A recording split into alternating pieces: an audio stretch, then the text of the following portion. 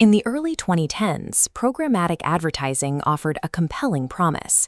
Instead of humans negotiating ad placements, software could instantly match brands with perfect target audiences across millions of websites, all in fractions of a second.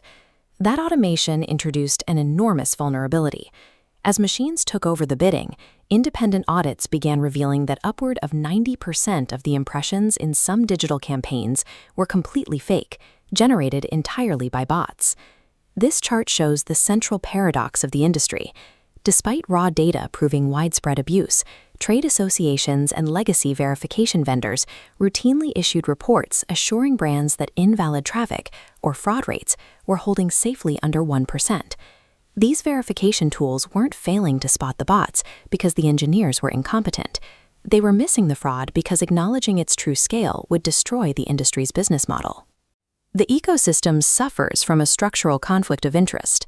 Ad exchanges, programmatic platforms, and the verification vendors themselves are all paid per impression.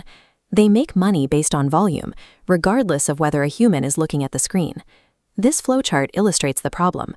Bad actors use verification stripping to block detection code from firing. Because legacy tools receive no data, they label the traffic as clean. If vendors successfully blocked these fake impressions, they would actively cut off their own revenue streams.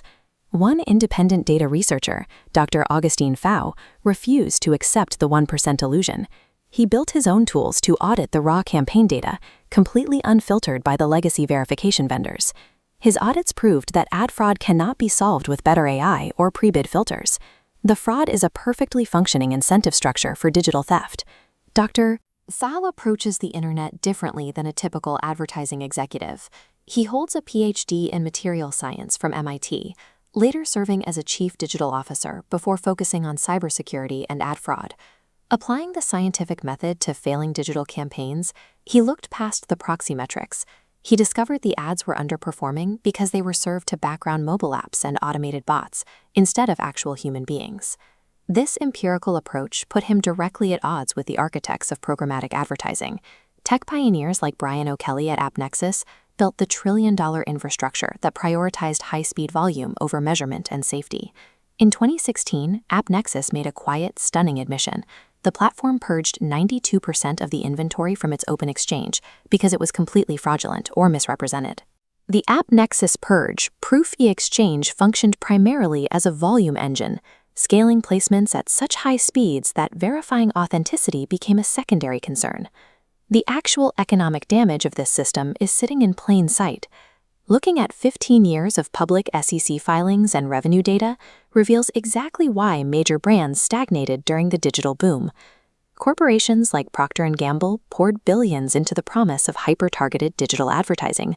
Despite that massive continuous spend, their long-term compound annual growth rate barely moved, hovering around 0.6% over 15 years. These marketing budgets were supposed to capture new human customers. Instead, the money was intercepted by bots impersonating target audiences, leaving the actual human market, the buyers who hadn't discovered the brand yet, completely ignored. By prioritizing these cheap automated impressions, major brands effectively locked themselves in a feedback loop.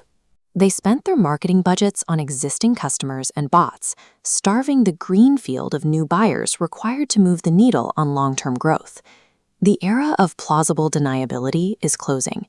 The Department of Justice is actively probing the conduct of the legacy verification vendors who allowed this system to operate unchecked. Advertisers are finally taking action. Many are abandoning the legacy tools and turning to independent platforms like FA Analytics to see the raw, unmanipulated data for themselves. The resulting improvements are immediate. Brands like Georgia Pacific successfully optimized their campaigns away from bots and directly toward human audiences, while Beiersdorf used the data to secure massive international ad buys against waste.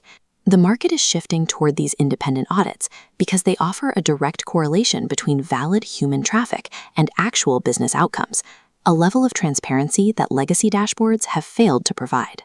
This maps a clean campaign. First, stop relying on legacy vendors profiting from impression volume. Second, implement post-bid JavaScript tracking exactly where ads load, ignoring pre-option guesses.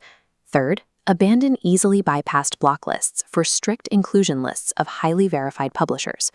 The fourth step is demanding raw evidence. Advertisers need to ask who gets paid when fraud is found, and whether an ad was actually measured or simply monitored and counted for payment. The trillion-dollar programmatic scale rested on fake traffic. Moving forward, rigorous, uncompromised measurement is the only metric driving real return on investment.